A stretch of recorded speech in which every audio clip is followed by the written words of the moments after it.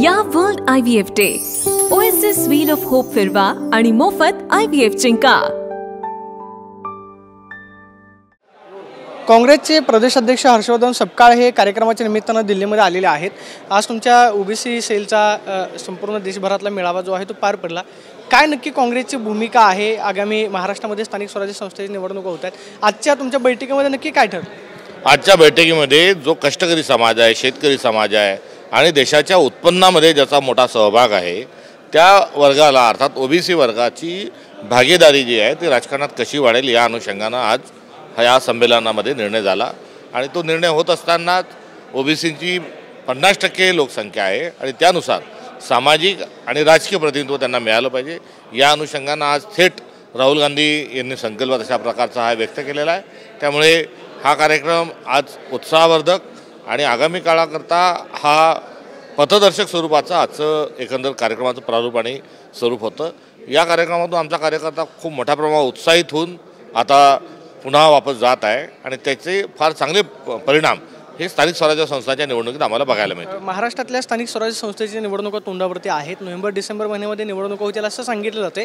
त्या निवडणुकीमध्ये ओबीसी समाजाचं प्रतिनिधित्व जे आहे ते काँग्रेसकडून किती टक्के प्रमाणामध्ये असते?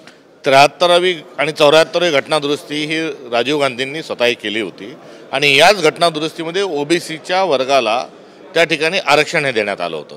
त्यामुळे ही नव्याने आमची काही कोणती सुरुवात नाही। तर आज या निमित्तानं राजीव गांधींचं पण आम्ही स्मरण करतो।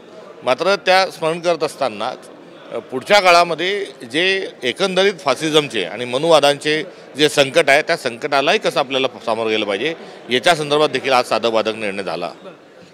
आगामी स्थानिक स्वराज्य संस्थेच्या निवडणुका तोंडावरती आहेत। महाराष्ट्रामध्ये महाविकास आघाडी आहे। तुम्ही महाविकास आघाडीचे घटक पक्ष आहात। सध्या उद्धव ठाकरे आणि राज ठाकरे यांची युती होईल अशा पद्धतीची चर्चा आहे आणि मग त्यानंतर महाविकास आघाडीचं काय होणार या पद्धतीची सुद्धा राजकीय वर्तुळामध्ये चर्चा केली जाते।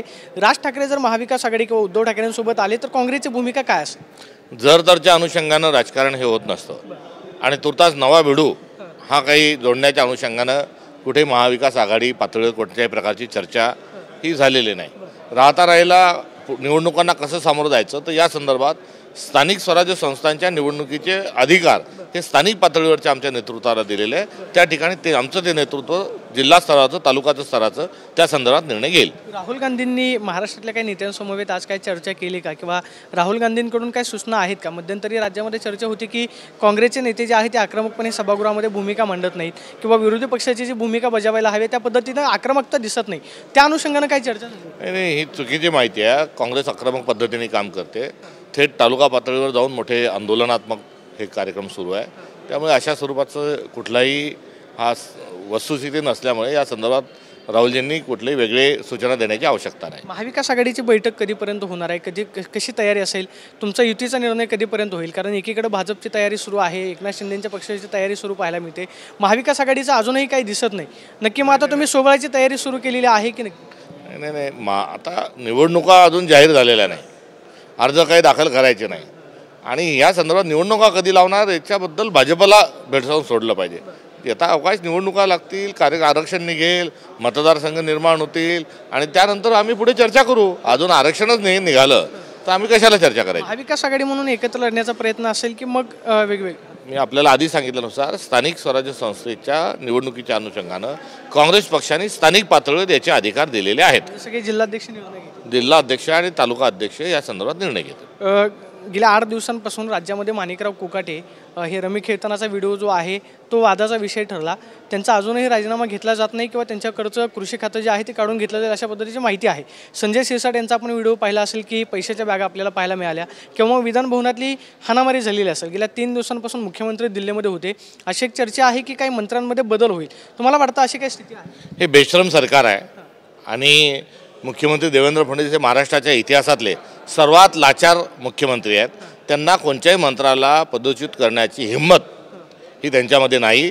ते हतबल आहेत, हातावर हात ठेवून बसलेले आहेत आणि राहिला विधानभवनाचा या माणसाने क्लब केला, विधानसभा परिसराचा यांनी त्या ठिकाणी WWFचा आखाडा केला, तर डान्सबारी मंत्र्या संबंधित डान्सबारी सुरू आहेत। या देशाचं काय वाटोळं करायचं या सरकारने ठेवलेलं आहे।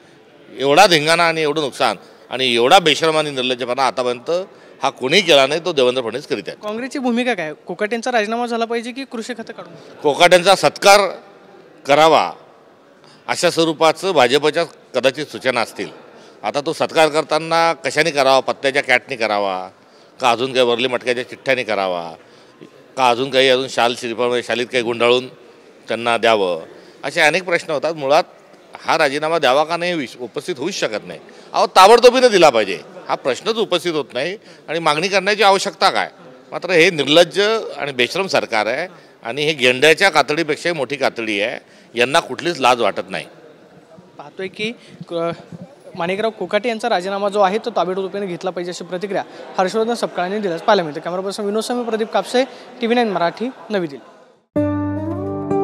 या world IVF day OSS wheel of hope फिरवा आणि मोफत IVF जिंका.